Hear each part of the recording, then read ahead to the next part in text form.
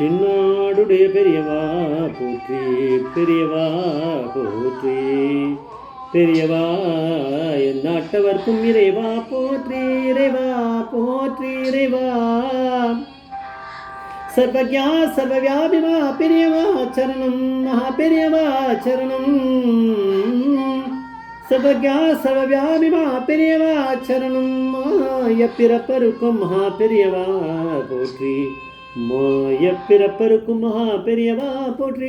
அபார கட சிந்தம் ஞானது விஷாத்திரபுரம் Sri Chandrasekhar குரும் படமாமதான கலியுதேவம் காஞ்சமான YouTube channel பிரத்யேகமாக இந்த மகாபெரிய பக்தர்களுக்கு ஏற்பட்டு கொண்டிருக்கும் அனுபவங்களை ஒவ்வொரு நாளும் ஒரு அனுபவம். ஒரு தலைப்பு எனக்கு அனுபவத்தோட தலைப்பு காமாட்சி 2 மாதம் முன்னால் வந்து சொல்லிட்டாளா. காமாட்சி 2 மாதம் முன்னாலேயே வந்து சொல்லிட்டாளா. சேனலை இது சப்ஸ்கிரைப் பண்ணலைன்னா பண்ணுங்கள், தானமே பாருங்கள். உங்களுக்கு பாகியம் இருந்தால் மட்டுமே தான் இந்த சேனலை பார்க்க முடியும், இல்லைன்னா நிச்சயமாக பார்க்க முடியாது. நீங்கள் நினச்சாலும் நடக்காது. ஏன்னா அந்த மாதிரியான புத்தி நம்மளுக்கெல்லாம் வராது. இதை அனுபவத்தை யாரும் சொல்லியிருக்க முடியாது, நீங்கள் கேட்டிருக்கவும் முடியாது, கேட்க போகிறதும் இல்லை. அதனால் இதை கேட்டுக்கோங்க. காமாட்சிதாசன் மாமா, அதாவது ஸ்ரீனிவாசன் அவருடைய ஒரிஜினல் பேர். அவர் வந்து இந்த இன்சிடெண்ட்டு நடக்கிறதுக்கு 2 மாதம், இப்போ என்ன இன்சிடெண்ட் நடக்க போகிறதா 2 மாதம் முன்னாலேயே இவர் வந்து அவருக்கு இதை பெரியவா ஏற்பாடு பண்ணிட்டா. என்ன அது அப்படின்றத பார்க்கலாம். ஒரு நாள் வந்து இவர் ஒரு வெள்ளை பேப்பரை எடுத்து வச்சுட்டார், கொஞ்சம் பேப்பரை ஒயிட் ஷீட்ஸ் எடுத்துட்டு அவருக்கு தோணித்து. கார்த்தால் தூங்கி எழுந்தாராம், தோணும். எப்படி தோணும்? பெரியவா பரமேஸ்வரன் அனுகிரகம் இருந்தால் தான் கட கட கடன்னு எழுத ஆரம்பித்தாராம்.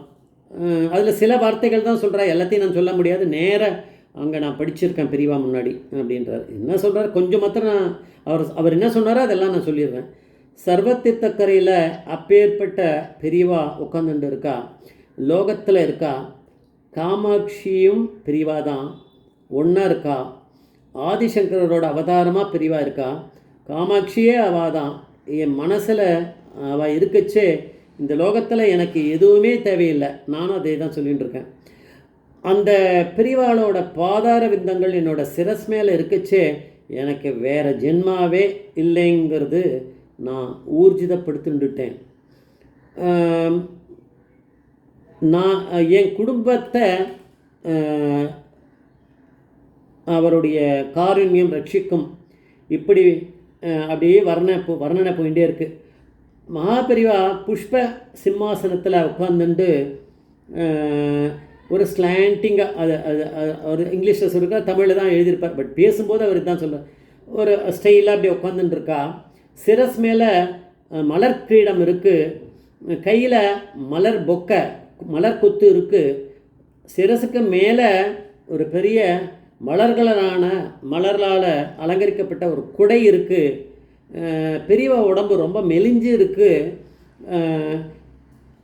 வயரெல்லாம் உள்ளே போயிருக்கு, ஃப்ளாட்டாக இருக்குது. இதெல்லாம் அவர் சொன்னது. இந்த மாதிரி நிறைய வர்ணனைகள் இருக்குது அப்படின்னு அது சொல்கிறார். அது எழுதியிருக்கார். அதுக்கு தவிர நிறைய எழுதியிருக்கார். அது என்னன்றது அப்புறம் பார்க்கலாம். அந்த வர்ணனையை நிறைய பார்த்துட்டார் காமாட்சிதாசன். இந்த மாதிரி பெரிய எழுதி 25 பக்கத்தை எழுதிட்டார். அப்போது 2 மாதம் ஓடி போயிடுத்து. அப்போ 2 மாதம் முன்னாடியே இவருக்கு என்ன தோணித்தோ இப்போ நடக்கணுமே. அது பெரியவா அப்படிங்கிற பரமேஸ்வரன் இருந்தால் தானே நடக்கும், மற்ற பேரால் நடத்தவே முடியாது. அந்த 25 பக்கங்களையும் தூக்கிண்டு இன்னைக்கு அது என்றைக்கோ ஒரு நாள் அவருக்கு தோணணுமே, தோன்ற அன்னைக்கு அது நடக்கணுமே. எல்லாமே நம்மக்கிட்ட நம்மளால் ஒன்றுத்தையும் அசைக்கவே முடியாது. பெரியவா அப்படிங்கிற பரமேஸ்வரன் நினச்சா மட்டுமே தான் நம்மளால் மூச்சு விட முடியும். கிளம்பிட்டார். 25 பக்கத்தையும் எடுத்துகிட்டு தூக்கிட்டு அவர் கிளம்பிட்டார்.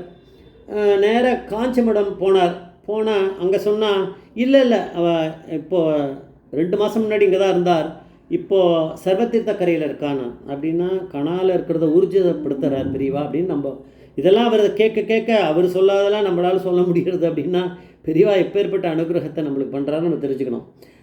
இவர் இங்கேருந்து கிளம்பி சர்வத்தீர்த்த கரைக்கு போனார். அங்கே போனார்னா பெரியவா கேம்ப்பு உள்ளே நுழையச்சே வந்துட்டியா சீனிவாசா, வா உத்தரவாருது அப்படின்னு நுழையச்சே வந்து கேம்புக்குள்ளே கூட்டன் போனாலாம். ஓடி போனார். அப்போ பெரியவா பரமேஸ்வரன் தானே, இது எல்லா இடத்துலையும் நடக்கிறது. இவர் எங்கேயோ வாசலில் வந்திருக்கும்போது ஒருத்தர் வந்து கூட்டின்னு ஓடி போகிறாருன்னா அப்போ பெரியவா பரமேஸ்வரன் நமஸ்காரம் பண்ணி எழுந்து நின்றார். அப்போ அப்போ பக்கத்தில் இருக்கக்கூடிய ஒரு சிஷ்யர், அவருக்கு என்ன தெரியும், பெரியவா கூடியே இருந்தாலும் சில பேருக்கு அது என்ன எழுதியிருக்கோ அதுதானே நடக்கும்.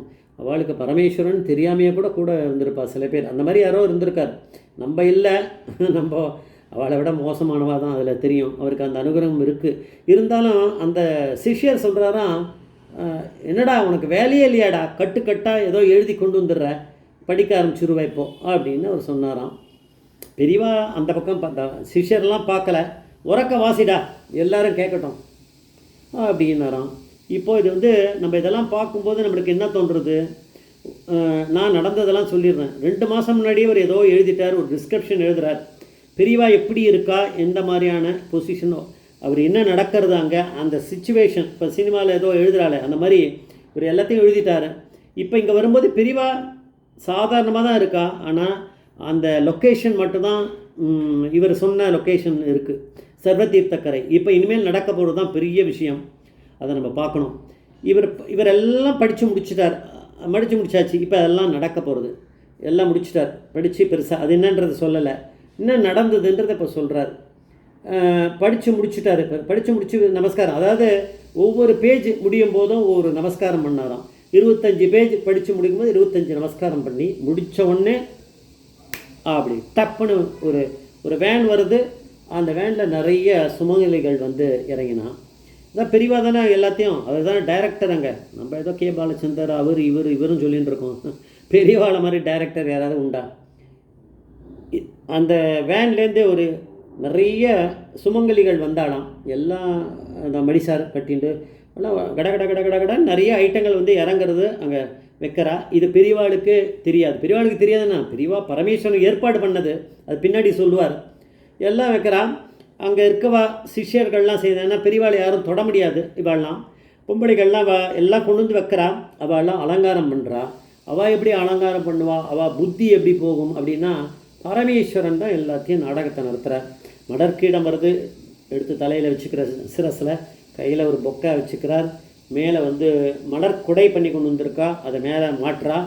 அப்புறம் மலர்களாலேயே உடம்புலாம் அலங்காரம் பண்ணிக்கிறா. முகத்தை தவிர எல்லாமே மலர்லேயே இருக்க மாதிரி இருக்கான். நம்ம தான் பார்க்குறதுக்கு எங்கே கொடுத்து வச்சுருக்கோம். நம்ம கேட்குறத கேள்விப்பட்டால் கூட போகிறோம். நம்ம எல்லாத்தையுமே எல்லாம் பண்ணிட்டார்.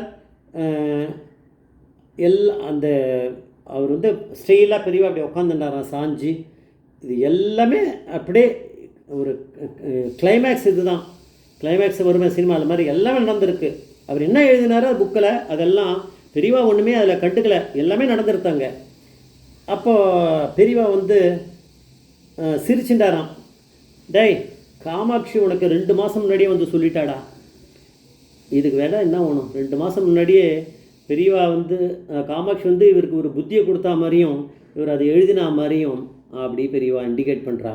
அது இப்போ நடத்தி காமிச்சிட்டா. அப்படின்னா நம்மலாம் பார்த்துருப்போம், இந்த பூ அலங்காரத்தில் மகாபெரிவா இருக்கிறது, அதெல்லாம் காமாட்சிதாசன் கொடுத்த அந்த ஒரு அனுகிரகம் அது நடந்திருக்கு. அதனால் அவர் எழுதினதை அப்படியே நடத்தி காமிச்சிருக்கார் பெரியவானா. பெரியவா வந்து பரமேஸ்வரன் சொல்லலாம், நம்ம மனுஷனே இல்லைன்னு அர்த்தம், பிறந்ததுக்கான அர்த்தமே இல்லை. ஜெய ஜெயசங்கர் ஹரிசங்கர் மகாபிரிய பாதமேஸ்வரன் மகாபிரிய பாதமேஸ்வரனும்.